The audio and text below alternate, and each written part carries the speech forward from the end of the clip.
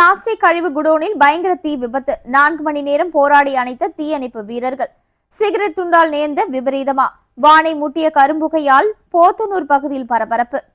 கோவை போத்தனூர் செட்டிப்பாளையம் சாலையில் உள்ள பிளாஸ்டிக் கழிவு குடோனில் ஏற்பட்ட திடீர் தீ விபத்து அப்பகுதி மக்களை பெரும் கரும்புகை மூட்டமாக காட்சியளித்தது. சுமார் 4 மணி நேர போராட்டத்திற்கு பிறகே தீயணைப்பு வீரர்கள் தீயை கட்டுக்குள் கொண்டு வந்தனர். கோவை ஈச்சனாரி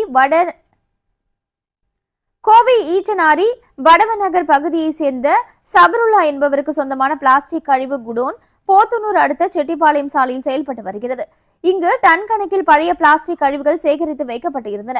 இதனிடையில் பிற்பகல் குடோனில் திடீரென தீ பிடித்தது. பிளாஸ்டிக் பொருட்கள் என்பதால் தீ மிக வேகமாக பரவி குடோன் முழுவதும் எரிய தொடங்கியது.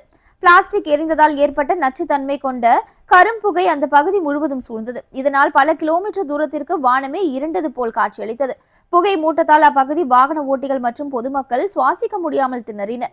தகவல் அறிந்து சம்பவ இடத்திற்கு விரைந்து வந்த கோவை தெற்கு தீயணைப்பு துறையினர் மற்றும் செட்டிப்பாளையம் போலீசார் தீயணைப்பு வாகனங்கள் மூலம் தண்ணீரை பீய்ச்சி அடிக்கப்பட்டும் தீயின் வேகம் குறையாததால் வீரர்கள் நீண்ட நேரம் போராட வேண்டியிருந்தது.